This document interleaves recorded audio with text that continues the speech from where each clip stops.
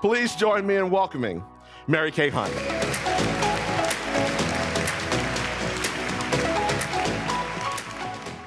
There is one thing constant in our world, and that's change. How many of you know someone that wanted to make a significant change in either their career, in a relationship, or maybe just in life, but they didn't do it? 10 years ago, I was working at a healthcare consulting firm, and I loved everybody I worked with except for one guy. So this guy, it didn't matter what human relation principle I tried to apply or, what counseling strategy. Every time I had a conversation with him, I could feel my neck muscles getting tight. I felt like I was getting defensive, and I was struggling to connect. So one day we're sitting in a staff meeting, and he's on one side of the boardroom table, I'm on the other side, and he's talking, and all of a sudden I blurted out, "Velcro." And he kind of looked at me like Scooby-Doo. He went, "Er?" And I was like, "Yeah, Velcro. One side is hard and prickly, that's you, and the other side is soft and fuzzy, and that's me. But when you put it together, it's really, really strong." So everybody in the room kind of chuckled, and every single time I saw this guy in the hallway, I'd go, "Hey, Velcro."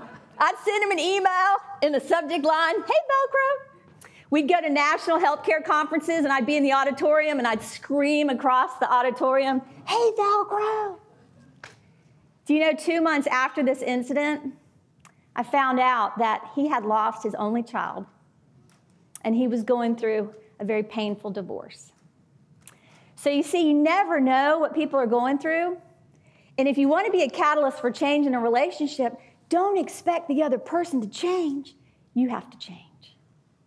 The thing I've also realized in about 20 years of doing training and development is that we're like an onion. We are layered. We are layered with every single experience that has happened to us in our entire life.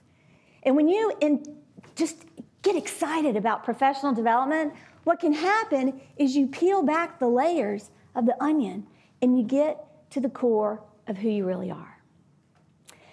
So, part of what I do to help individuals and organizations is be that purposeful change agent is sharing a catalyst methodology. And there's 5 components to it. The first part, you have to know your purpose. This is your why factor. This is why you're here. This is why you do what you do. This is your strength. This is your passion. Knowing your purpose can take you from where you are to the next level. The second part is people. Are you willing to invest in yourself? Are you willing to really work on things to improve? And then that third key component is you've got to evaluate your process. An easy template that you can use is ask yourself what's working, what's not working, and what's missing. You can do this in your career. You can do this in work-life balance. You can also do this when you're evaluating a relationship. And the next part is performance. One of the things that we need to do more of is we need to celebrate when we do a good job. So often we're spending our time focusing on the things that we don't do well. Let's focus more on the things where we rock and we're awesome. And after you've evaluated performance, the key to all of these elements is communication. And oftentimes, we're our own worst enemy. Your messaging that you tell yourself and the messages that we say and think, they can have power and weight.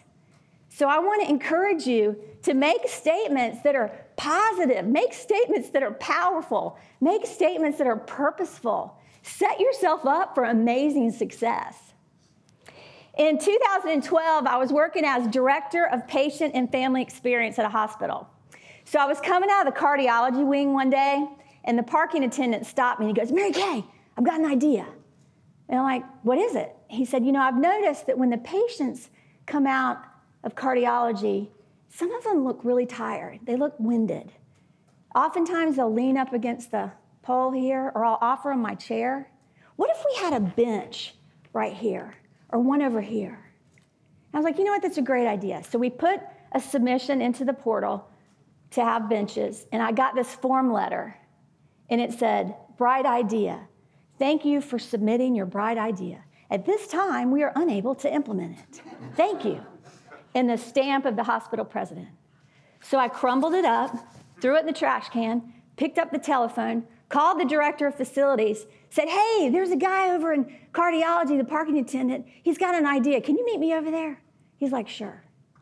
So the parking attendant didn't even get halfway through his story, and the facilities director got big tears in his eyes. And I'm thinking, uh-oh, what's about to go down?